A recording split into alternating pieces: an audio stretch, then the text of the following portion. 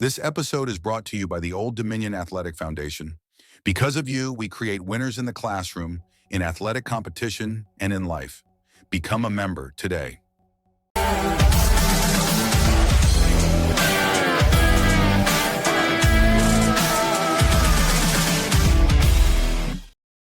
Monarch Nation, how we doing? I am back with my co-host Aaron. How we doing today, buddy? I'm awesome, man. It's cold as shit outside, but sorry, Libby. But it's awesome. Super Bowl Sunday, men's basketball and women's basketball kicked some major butt last night. It's a good weekend. 2 and Ohio. All right, Justice, thanks for joining us today. How you doing? Yeah, absolutely. I'm just trying to stay warm, man. I'm up in Pennsylvania right now, and it's even colder up here. So, yeah. So speaking of the Super Bowl, you guys make anything good tonight? Well, I'm not I making think anything good, but I'm going to eat something good. Lisa is putting on a Mexican extravaganza, so I'm pretty stoked about that. that's hilarious, Aaron, because that's what we're doing too, like fajitas, quesadillas, guacamole. You can't go wrong with that. How about you, Mike? I got a brisket on the smoker right now, so Ooh. you're ready to pull in a couple hours and let it go to town on that. All right. So this week was kind of sad for me. I need to make sure we honor Scout. So this is the first time I've ever recorded an episode of any Monarchist content without Scout by my side. So if you've been an eagle-eyed viewer or you're a listener from the beginning when we didn't have great audio, you would remember her bark or see her in the background. And yeah. So Miss Scout, but we're here to talk to you about spring ball and the different changes that are going on with Old Dominion Athletics. The first change was announced recently. The scouting department goes from 3 people to 4 with the addition of Nick Louvier. Nick joins the program from Mississippi Gulf Coast, which for me is exciting because we have had a lot of luck with the JUCO ranks, especially in Mississippi. And to continue building those connections is just the smart thing to do, in my opinion. You guys have any thoughts? Well, I'm pretty stoked about it. We've seen over the course of the last couple seasons the transformation of that scouting, we'll just say department or division of the program, of going from essentially 1 individual to 3 individuals to now to 4 individuals. And the investment has paid off tremendously. So I can only imagine with this one, Ricky and Hunter and all those guys have clearly figured out a formula here, and I'm excited to see what this addition does for the program. Yeah, in addition to what Aaron said, like, just having more bodies to be able to, in the current landscape of college football, I just think that's important. And like you said, Mike, building those connections. We've seen like how well the Hutchinson connection has worked for us, right? And so that's another JUCO connection. And then I guess we'll find out this week what happens with that JUCO ruling. I think that's on the 10th. But, it in my opinion, it could very well end up where JUCO just is not going to count anymore. And so that's just, another reason I think to kind of continue to build those connections. And then it's an easy way for us to get experienced players, right? As we're going to continue to lose, guys to other programs, to the Power Four, with the NIL, the transfer portal. And, you're going to need to backfill that sometimes with guys with experience. And, JUCO is a great way to do that. Yeah, and we saw our use of like our JUCO connections really well in the portal. A guy like Trey Hall, he was a great JUCO running back, ends up going to Ole Miss, gets lost in the shuffle of one of the best running back rooms in the country. So it's understandable they kind of get lost in that shuffle. But he ends up coming here to help build our running back room to be even better than it was. Bubba Craig, offensive lineman from Arkansas.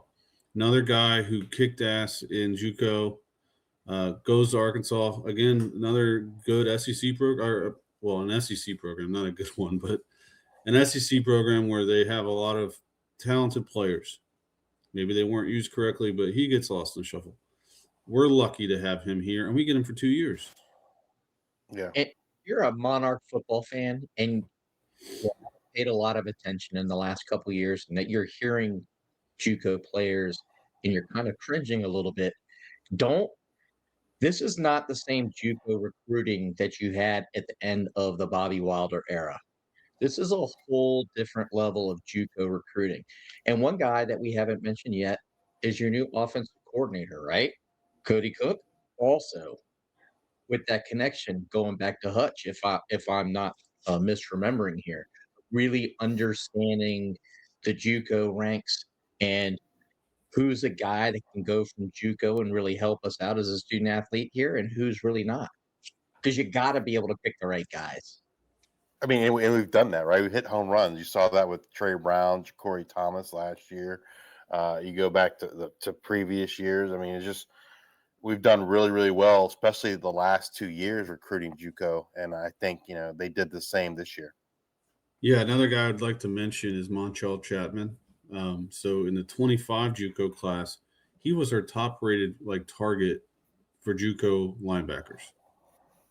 He ends up going to Mississippi State, and again, another guy got lost in the shuffle and ends up available to us, and we end up picking him up. This is a guy that could probably start next year. We don't know what's going to happen with Mario and Koa, but we know there's opportunities in this linebacker room to get playing time because you got Jaleel Colbreth on the outs, but we also play like 6 linebackers, which you kind of need now because of how we play. They're so active that they're going to get beat up and they need to be spelled a little bit. So he adds depth to the room, and it's that JUCO connection that brings him here. To add on to that, our new offensive line coach, he comes here from Tennessee, right? But before Tennessee, he was the offensive line coach at Hutch, right? I'm seeing a theme here. Well, I mean, Was what are you going to ask? was Mason Thrush at Hutch originally before? I thought he was maybe another one that was a JUCO and then went somewhere before coming to ODU. I might be wrong about that, though. Mason Thrush is a JUCO addition. Okay. Yeah, he played for. You want to guess? The new O-line coach. Yeah, the new O-line coach, Phil Serchia, he recruited Mason Thrush to Hutch. Okay. So it's that whole. I don't know. So we talk about coaching hires and decisions. It is a very fraternal kind of thing. We've seen it through Ricky's tenure. He hires guys that he or someone else on staff has a relationship to. So we've hired a bunch of Kansas State guys. Connection right there is obvious. It's Blake Seiler. Penn State guys are his guys. So you had Cody Cook, Kansas State connection. He was at Hutch. Now we get Serchia, who's connected to Cody Cook. So it's a smart way to hire because you already know how these guys will work in that setting. You already have that connection. It just makes things easier because when you are making hires, if you don't know the person, you don't know what to expect and how they're going to act in an office or coaching environment. You can use that in any business setting, right, Aaron? I mean, you make a lot of hires. Yeah. It makes the decision that much easier if someone on your staff that's trustworthy can vouch for that guy. It takes a significant variable out of the equation. For example, let's say offensive coordinator in the beginning of Ricky's tenure. It wasn't a place that we had a lot of consistency and success. I don't know how much, I think it's one of those things. Yeah. The more that you can know ahead of time and the more variables that you can remove from the equation, the higher likelihood of success you have. Absolutely. All right. Other news, Old Dominion announced they will be playing a home-and-home with Charlotte. I think that one kicks off in 2027 at ODU. That's correct. This is the type of game we should be playing in the non-conference schedule. Obviously, you're going to play your one bye game against a P4 because you need that. It helps with the budget, helps with NIL, whatever. But the other two games, other than the FCS, should be a G5 or G6 program that you need wins. We've seen how playing a tough schedule can really make reaching bowl games and beat up the roster before conference play is not really beneficial to you. So I feel like the more G6s we see on the schedule, the better. It does. It's not only winnable, but it's travelable. So if you're an Old Dominion fan, it's not bad to go down to Charlotte for that away game. So I like the signing as well. And it's going to be a necessary evil. I don't know, maybe evil is not the right word. It's going to be necessary in future scheduling as we see, the P4s probably schedule less and less, G5s, FCS, they might move to, more conference games, et cetera. Obviously, less P4 away games or games at Norfolk. And like to your point, you guys' point, like the 2027, I saw a lot of comments about, well, Charlotte's not very good, and that is true. They're right now they aren't very good, and I don't know they're going to be very good in 26 and maybe not 27. But I mean, you're establishing these relationships now because you're going to need them in the future. You know who else wasn't very good 3 years ago? Indiana. You could say that for a number of teams we've played over the years. I think when we scheduled South Carolina, they weren't very good. When we scheduled Wake Forest, they were the worst team in the ACC. Change. You never know what you're going to see. Like right now, Army is a very good football program. We're playing them in the future. Who knows what they're going to be in 2030 when we finally play? But 2027, we play. What is it? Norfolk State, Central Michigan, and Charlotte right now. Imagine we'll add a bye game soon enough, and that should be announced sometime before kickoff of the season. But and it's nice that game's in Charlotte because I can't imagine there's going to be a ton of Monarch fans that are going to be traveling to Central Michigan. So it's nice to. I mean, granted, that game Charlotte is here, but those are the types of places that you can end up. That makes it a little bit more difficult to go on the road and cheer on your team. Yeah. One team I'd like to see us have like a long-term schedule with, kind of like the Virginia Tech deal, would be East Carolina. That'd be pretty cool. Well, I mean, we do play them in 26, 29, 30, 31. So we do have long-term deal. We do have a long-term schedule with them right now, but seeing that extended would be nice. I don't know if there's any other teams. I wouldn't mind playing Delaware, seeing them pop up on the schedule. That's an easy road trip. Another game that kind of gives us an idea of where we're at, but isn't going to beat up our roster when we play them. Yeah. You got any more thoughts on the schedules? No, I was thinking about Delaware and how much money that Joe Flacco is throwing in there. People ought to watch out for Delaware. They had a really successful jump. Yeah, they were bowl eligible, and because of not enough teams, they actually made a bowl game last year, and they surprised me. I didn't expect the transition to go as smoothly as it did for them. They look like they're a contender in Conference USA. So, it'd be good to get something with them. I mean, that whole league was kind of upside down this year, I think. I mean, you had Kennesaw State going from the worst team in the conference to being conference champs, right? Yep. Well, they got a really dynamic guy behind, taking snaps, and it's amazing what that can do for a team. Yes. Quarterback's very important. And Delaware's going to return their quarterback, who had a really good year in 25 and 26. So. All right. Now, back to Old Dominion football. I guess if we're going to stay on the scheduling, if you're looking for one P4 road trip that you want to see added to the schedule in the next few years, what would it be? Justice, you take this one first because I'd probably say somewhere like NC State, right? Like where it's, drivable, it's not far away. They're a decent team in the ACC, good measuring stick. So that's probably who I would pick, the Wolfpack. They have they're not the top level ACC, but they're always near the top every year. I just I know wonder if they're paying guarantees high enough to get Old Dominion on the schedule. Yeah, that's a good point. They might not. I just like, to me, like it'd be nice if it's something drivable for our fans.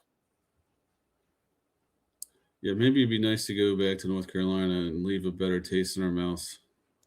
That's what I was thinking about. We could put the final nail in the coffin and guarantee that Belichick never makes it into the Hall of Fame. I was gonna say go beat Bill Belichick. That's always a good time.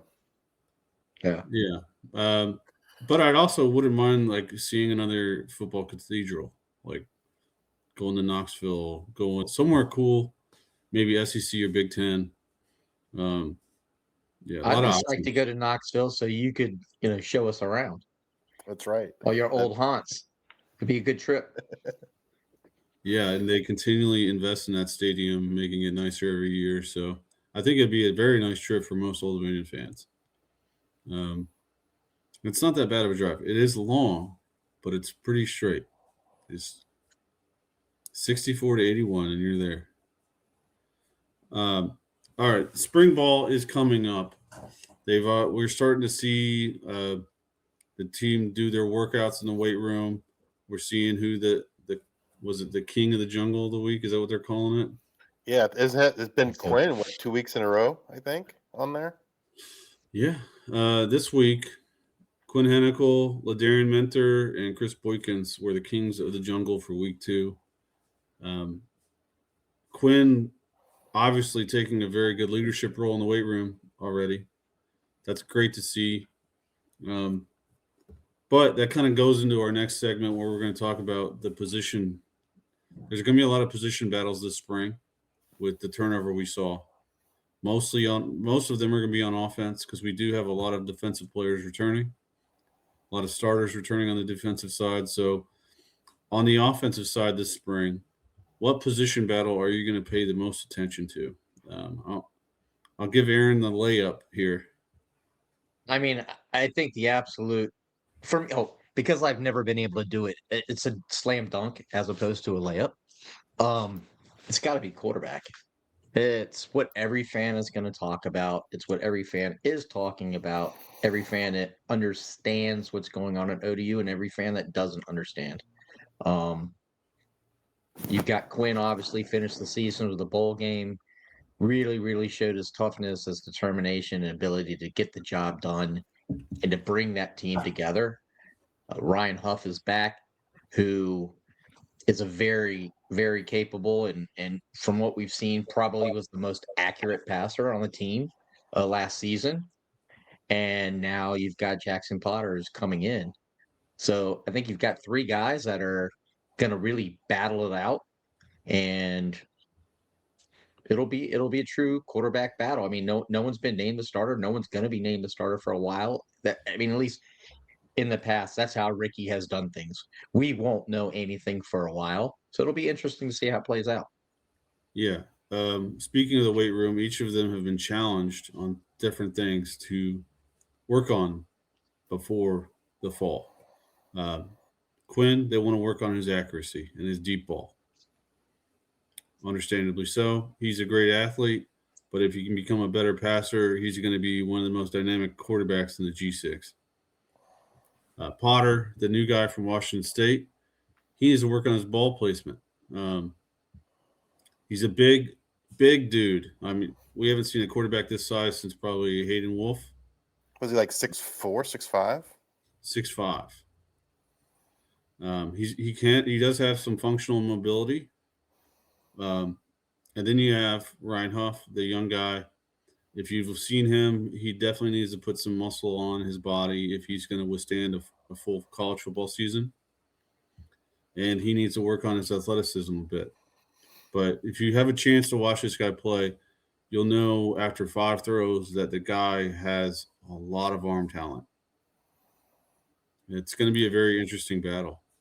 And it, like, going to the bowl game when he came in for that play for Quinn, like, I think most fans would have expected them to run the ball, but like they have enough faith in Ryan, they let him throw the ball, in a goal line situation. So, I mean, I think that just kind of, to your point, proves that the guy is talented, has the arm talent, and the staff trusts him.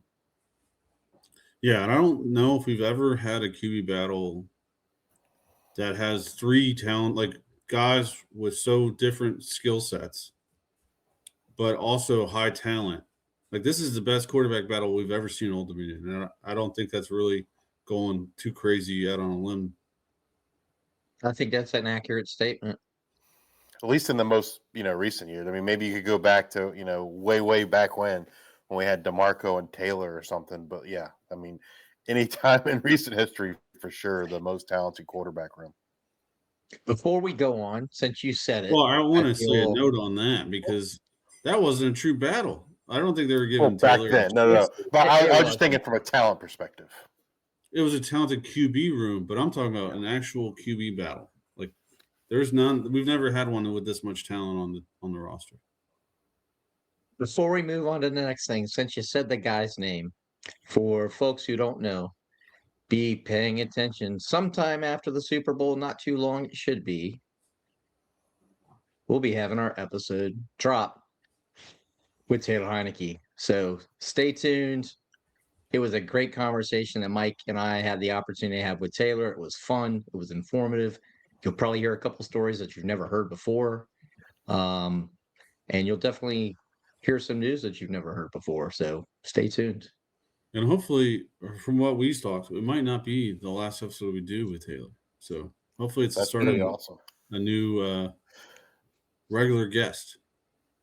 Because we'd all love to see more of Taylor.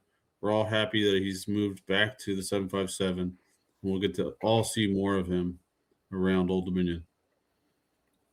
All right. Well, if we're doing news, Aaron, we also are in the middle of a transition period with ODAF. That's correct.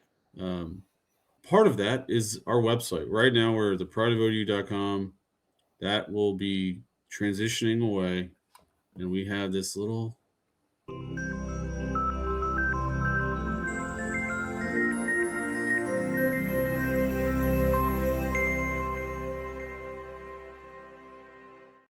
So, Exciting.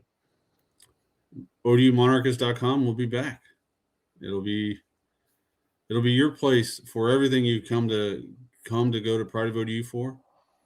Behind the Shield, our podcast, David's blogs. We're going to try to continue to build on it, but that will be our new home in the near future. So keep an eye out for that. We don't really have a launch date, but we have a launch expectation of sometime in March. So That's right. And you can go ahead and start building the muscle memory by typing in odumonarchist.com. It will take you to the websites that you use right now, but go ahead and start doing it. Yep. All right. Continuing on.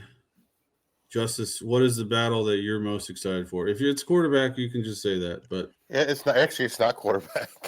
For me, it's offensive line, just because we got to replace all 5 starters. I think I'm excited by what they brought in, and the transfer portal and JUCO, plus the guys we have already on the roster.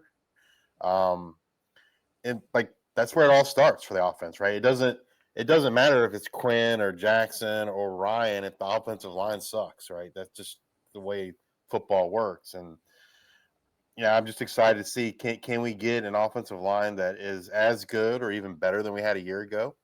That's probably the thing that's most exciting for me. I think I don't even know if make concerns the right word, but like I feel like we're going to find a quarterback. We're going to find receivers. Like I feel like there's so much talent, but all that doesn't really matter unless we find 5 guys on that offensive line that can block and be effective like they were a year ago. I mean, last year, I think at the end of the season, we ended up with one of 8. Was it 8 or 9 teams that started the same offensive line the whole season? And that's pretty remarkable. It'd be amazing if we can do that again. But that's a pretty hard feat. But yeah, that's probably the one I'm most excited to see, just because I feel like if it's not good, it's going to break the season, and if it's really good, it just kind of it helps all those other things that we need to be successful. Let me ask you guys a question. and it may be way too early. Y'all know the personnel much better than I do. Could you take a best guess of what you think that offensive line will look like yet based upon um, the roster, or is it way too early to tell? I'm going to say it's way too early. There's a couple guys I could probably say are going to start, like Logan Cox.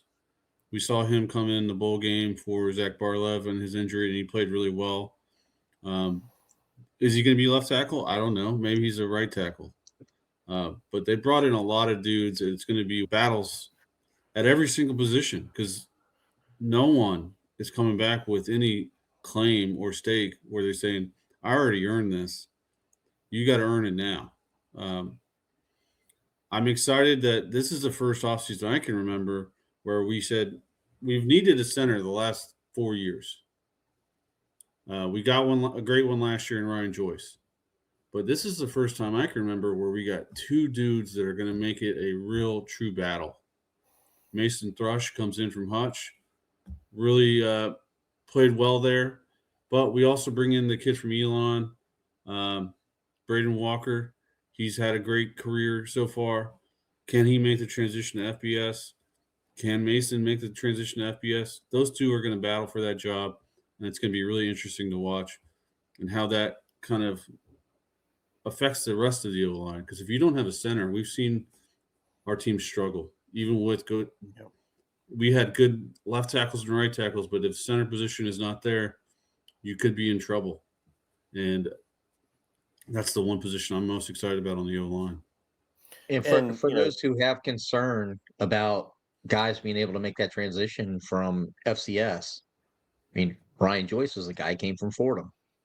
So the way that college football is, especially at the G5 level, you got to be able to identify guys that are at that level who have performed really well, have had the opportunity to play. I think we were talking about this with baseball is, you can tell if guys can play regardless of level sometimes. And center is one of those positions where it's not completely about the physicality, which it is, but there's a lot up here. There's a lot to process at that position.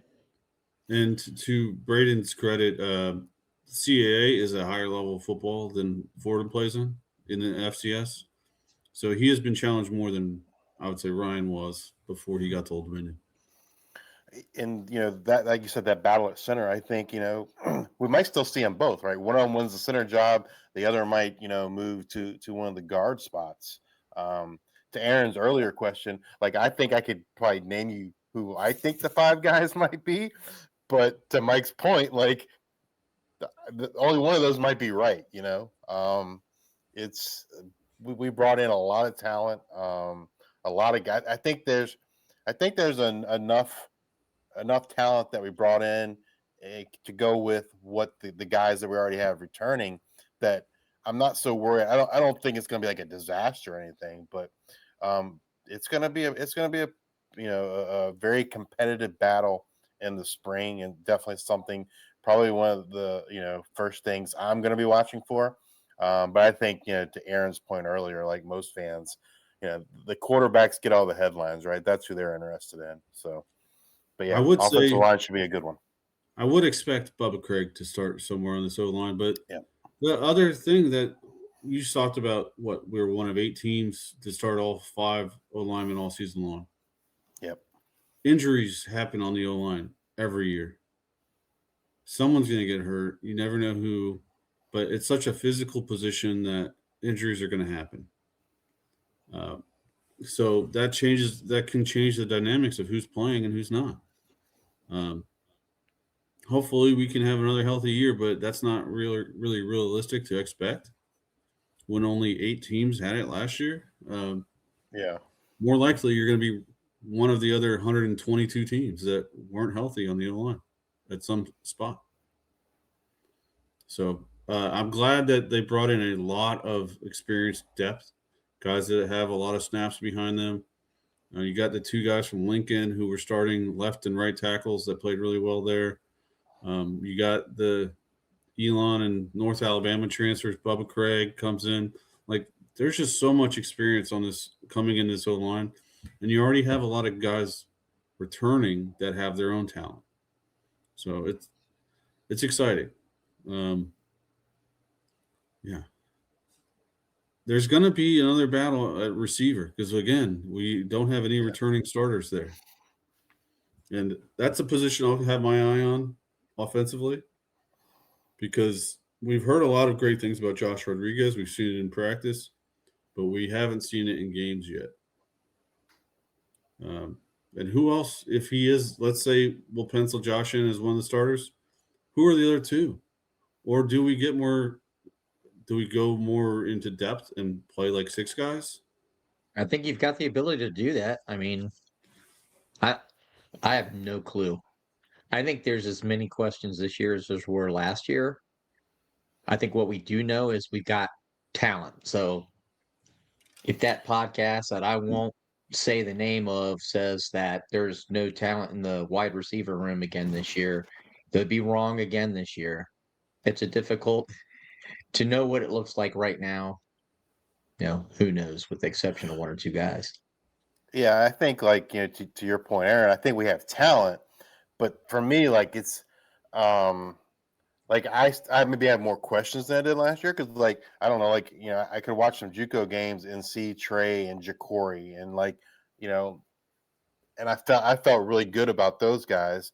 I feel really good about the guys we have coming in, but I've watched them less, so maybe there's more a little more uncertainty. But I think we have we've the guys we brought in and the guys we have there. I have no doubts that we'll find at least 3 guys that are going to step up and perform really well. I mean, you bring in JJ Harrell, former Mississippi State recruit, Zion Agnew, former ECU guy.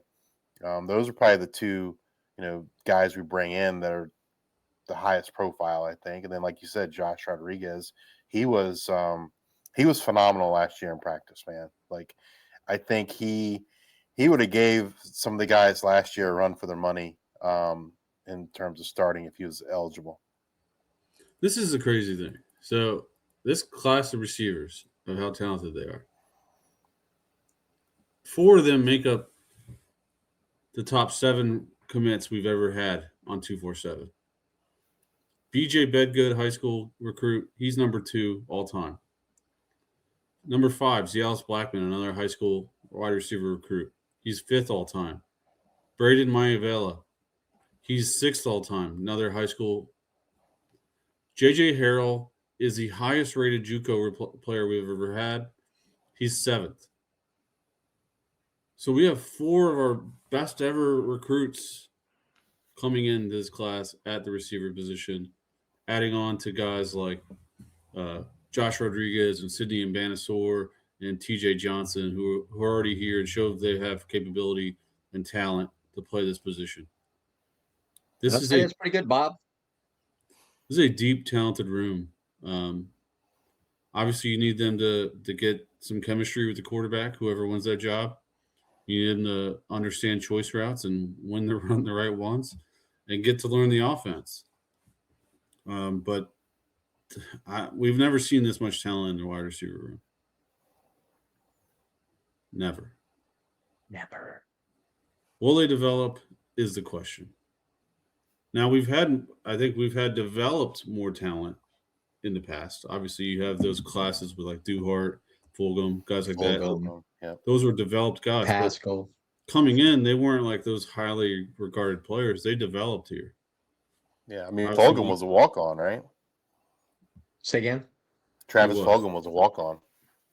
Oh, yeah. And then you heard in our conversation with David Washington, Zach Pascal is like those guys at the beginning were just, I mean, they had raw talent, but they were not anything like what they ended up to be. They worked hard, it's exciting. We just got to get the ball to them. The other thing I'm most interested in tracking this offseason is going to be who steps up as a leader. I think we can all agree that Zach Barlev really took ownership of last year's team. We saw it with how he called out guys that quit at media day. Like he was a true leader, and the guys kind of rallied around him. Guys rallied around Colton. Like that team just had good chemistry, and you could see it early on. They all believed in Jeremy Mack. Like that's another guy that's going to be tough to replace. He changed how we defended. Um, but who will step up and become the leader on this roster? I mean, you think about it, we lost That's it on tough. defense too, right? With Chris Trinidad gone. I mean, I think Mario Easterly probably comes to mind like someone that's been around, and you would assume like going to take a big step up in that role. But yeah, certainly opportunities for those guys. I would assume Mario. I would also assume Koa with him being back. He's been around long enough. Um, and kind of the work that he's had to put in to be able to get back to be who he is. I think the guys will see that and then kind of action speaking louder. But he's also, despite being hurt and not playing all season, he was right there in the mix with everybody. He didn't disappear. So I think those are two guys that make a lot of sense. And on a whole nother subject, I had the opportunity the other night to go over with Kieran Donahue to the new athletic dining facility, and Kieran was telling me that that facility, and Mike and I will have an episode on that at some point, but that facility is essentially open for 2 meals a day with breakfast and dinner. And he said that Mario has been in there for both breakfast and dinner like every single day. Like the guy is arguably he's one of the highest profile athletes on campus these days. And just to be around and be visible and be part of all that type of stuff, I think he's a guy that naturally steps up into that role. Yeah. All right. There's a couple more battles that could be interesting. One is at kicker. It's a position that we had some issues with last year. I'm very interested to see who ends up becoming our field goal kicker in 2026. And we brought in We just need was some it Nelms consistency from there. FAU? Yeah, I think that's the only. Yeah, I That's mean, the you've got only. Eichner he came in a pressure situation after we struggled a bit and was fairly consistent, but from shorter distances. So the real question is, can you get through a whole season with a guy who's limited, limited length strength wise? So that'll be an interesting one to see play out because it's more of a more important position than I think a lot of people realize. And we also just got that a freshman, right? That's committed recently. I don't remember his name, but Yeah, he's a walk-on kicker. Again, like I'm not going to expect any freshmen to really play that much here, unless we're talking about like on the defensive side or at like the skill positions. Like there's certain positions you never see freshmen play. O line's one of them. D line is rare, but we've started to see that more and often with how they've recruited at that position really well. But O line and I think specialist and kind of quarterback are those positions you rarely see true freshmen play at. Um, but yeah, there's a couple options. So you got Andrew Nels, Eichner, and then you have Mikhail Eichelev. I think he did some kickoffs last year. He started at Averett and transferred here last year. Him and Nelms both have big legs. So can they find a consistency? Nathaniel, he's going to be a redshirt senior. He's a smaller guy at 5'9", but if he knows where he needs to work on, maybe he can find more power this offseason. yeah. We don't have to kind of pigeonhole him as a short, like consistent kicker from like 40 yards and in. He could gain some strength there and get a bigger leg. You never know. Yeah, I don't know. Jared Brown, if you're listening to this episode, drop it in the comments on what you think about kickers being able to do that in the course of one off season. Mike, let's talk running back. That's one that I'm interested in. Obviously, Devin Roche, Devin's back, and we saw the light bulb go off and with Devin in the back, I'll just say third of the season or so, and really became the guy on a number of different levels, not only on the field but from a leadership perspective. Let's talk about that position. There's a lot of talent in this room. I think we actually upgraded this offseason. You got Devin coming back. You got Mark I coming back. You got Troy Marquez, who's a very talented walk-on, coming back. Out of the high school ranks, you got C.J. Jackson, who's really played well at Green Run. Could be a type of guy the speed type of back that you can come in and maybe make those type of plays we saw by Traquan last year, where he's just kind of change the pace guy right now. But I really like both portal pickups. Trey Hall was one of the best. He was the number one running back out of JUCO when he went to Ole Miss, right? Or top 3 or something like that.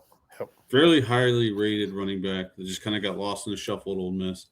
And then Hunter Patterson, former track athlete, ran track at West Liberty for a couple of years, ends up going to football and just becoming absolutely dynamic for West Liberty.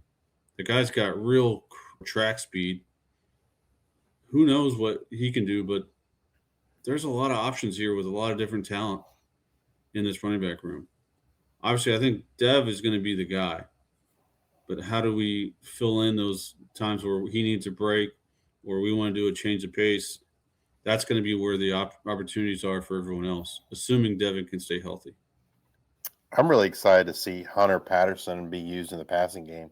That was a big part of his game at West Liberty, and I think that can add, another level of to our offense, another weapon.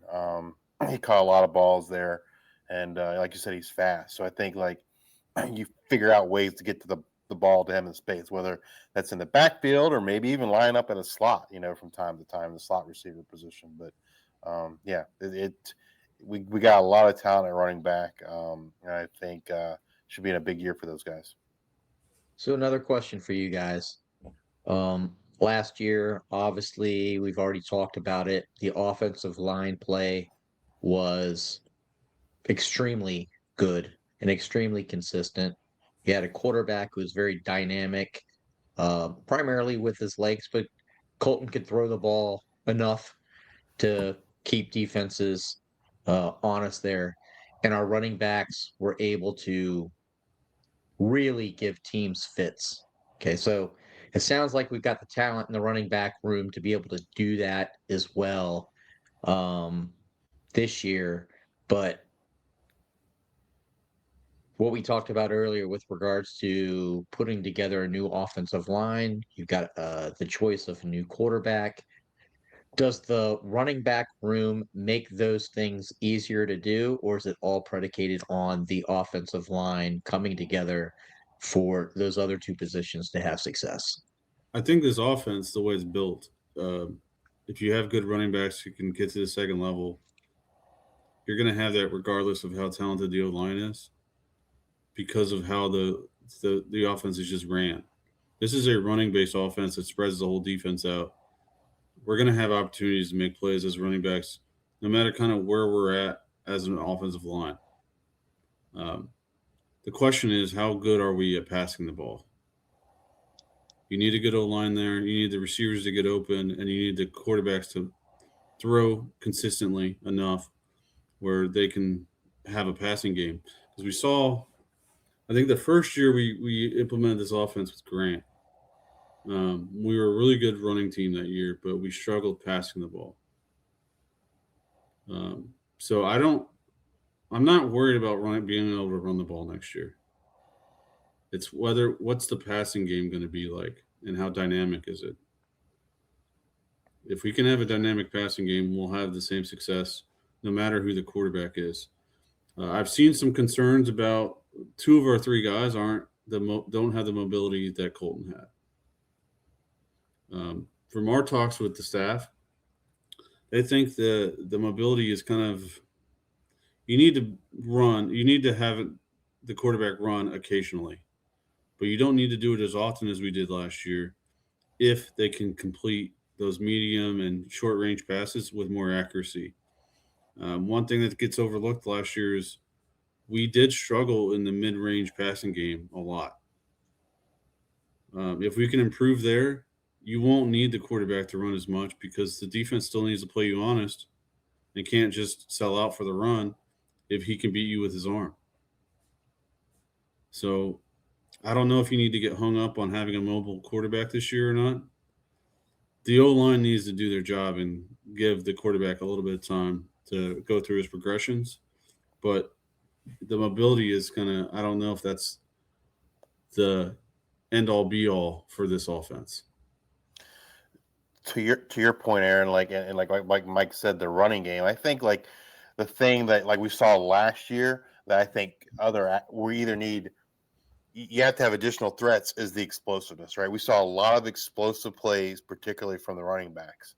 And I think that's generated by either A, the defense having to worry about the passing game, or B, last year, maybe not just the passing game, they also had to worry about Colton too, right? He was someone they had to account for in the running game. And so the bottom line is you have to have those other threats, whether it is passing or the mobile quarterback, to be able to, I think, have those explosive plays. And I think that was a big part of why we had so many explosive plays last year, right? Was that there were just other threats the defense had to worry about, and it opens up the lanes and the holes on the second level for those running backs. Yeah, I that makes a lot of sense. I mean, you look at NFL guys, for example, you've got a guy like Lamar Jackson, who obviously has got elite running ability that has to be accounted for, and that probably helps him out in his passing game, although that's gotten, progressively better. But then you have a guy like Patrick Mahomes, who's an elite passer. He is not an elite runner, but he can run enough to hurt you if you don't honor it. So you can win either way. It'll be interesting to see. Sorry to suck us back into a whole quarterback discussion, but it'll be interesting to see what that formula ends up being this year, what we choose it to be. Yeah, you really just need to keep the defense honest. It doesn't really need to be with a mobile quarterback. That's where that whole passing thing comes into play. If you're completing 65% of your passes, it doesn't really matter if the quarterback can run. You need to keep the defense honest with a strong passing attack. If we're not going to have the mobile quarterback, obviously there's a chance that we do, but you need to keep the defense honest. Because if we're going to have 7, 8 guys in the box, it doesn't really matter how good your run game is and how good your run blocking is. It's going to be tough to run on against that many guys. Yep. So that's where that defensive honesty comes into play. If we can make them defend us honestly, where they aren't able to cheat up, that's going to be the big question: is how honest our defense is going to have to play us. And I think with our wide receiver room and the arm talent we have in this quarterback room, that's not going to be an issue. I'm encouraged. I think one marker we can just put out there is the bowl game. It was only Quinn's second start. And although he got into some games this year, really, I'll just say they're kind of meaningless snaps. He wasn't really able to run the offense. Most of it was just kind of handing the ball off for the most part. So the guy didn't have an opportunity to do a whole heck of a lot. Showed some promise in that last game, and we know the other two guys have talent as well. So I think the program's in good hands. It'll be interesting to see what it ends up, who rises to the top. Yeah. There's some question marks on the defensive side. You got some guys we got to replace, but overall, what we did to return as many guys as we did, I think it was 9 of the top 20 snap getters are returning. We graduated 7 of those other guys, so it's not like we lost them all to the portal, but you did lose some talent in like Jerome Carter to the portal. However, if there's one guy you can trust to replace dudes, it's Remington Repstock. And this feels like the first year he doesn't have to replace everybody. Yeah. I'm really excited to see who kind of steps up this year on the defensive side, but there's not that many guys we needed to look out for versus prior years. Like, this is the most talent we've ever had returning on defense. Yeah. Hats off to those student athletes decided that they wanted to stay Monarchs. Hats off to the staff who's built good relationships with their players. So those players have trust and confidence in them. Hats off to the student athletes of bonding with each other who want to stay and play with each other. Hats off to Ron Moses for working tireless hours, as Mike and I had an opportunity to see behind the scenes of, and you're just doing what needed to be done in the course of that crazy essential month at the conclusion of the season. Um, Good job done by all, really. I mean, I'm excited about that defense, and I know that Blake Seiler's probably pretty happy with what he's got coming back and what he's got coming in. Yeah. For those that don't know, Ron was doing a lot of the contracts. So with NIL rev share, you got to give good competitive offers to these guys, or they're going to walk out the door. Especially after the season we had last year, a lot of guys had opportunities to go into the portal and decided to stay here. So hats off to all the staff at Old Dominion for making it the successful year that it was and bringing as much talent as we did back. Anything else you guys want to cover before we call this quits? I do. It's non-football related, and I know we'll plug it in a couple episodes between now and then. But for those who are watching this on February the 19th, Thursday evening at Afterglow, we've got our third installment of the main event. Head coach Mike Jones of men's basketball will be there. We'll do a Q&A session with Mike. And then after the conclusion of that, we're going to watch the women's basketball game at Afterglow. So always a good time there. Thursday, February the 19th at 6 p.m. So come on out. You go to any of our social media, ODU Monarch at ODU Monarchist. You can see the advertisements there. I know there's a Facebook event out there. You don't have to RSVP, but if you say you're going, it'll give you the reminder as our weeks get busy. It'll remind you probably on Wednesday, like, hey, make sure you show up. Yeah, and as usual, we'll have a couple giveaways. We try to make everything a little bit interesting. So if you come, Everybody likes free stuff. Yeah, if you come, you have a chance to walk away with something you didn't have when you walked in. So we'd love to have you out there, support this basketball program, learn. I mean, you get the chance to ask them questions straight. What other opportunities do you have to do this? Yeah, Yep. exactly. Absolutely. It should be a good time. I'm looking forward. I already got my question in mind, so I'm looking forward to coming and asking. It will be. I think the other thing I want to throw out there is Pensacola is like a month away for the Sun Belt tournament for both men's and women's basketball. Obviously, it's been a challenging season to date. Last night, we saw the team that we thought that we would see kind of all along. Only time will tell and see how they finish the season, but myself, Mike, Justice, we'll all be down in Pensacola. We'll be bringing coverage of the Sun Belt tournament, Monarch basketball, just like last year, hopefully even more. So I don't know that there's going to be anyone else down there covering the stuff for the Monarchs. I think the local media is not going, so we'll make sure to have that completely suitcase for you guys. I'm sure there'll end up being a Buc-ee's visit on the way because they got cheap gas and they got good food. But yeah, we'll be doing that for you guys. And clean restrooms. Super clean restrooms and lots of them. And beef jerky. Yeah, I'm not looking forward to the drive as much as the trip to Pensacola. I mean, it's last year we had a lot of fun, and men's basketball was why it was fun. They went on that nice 4-game run.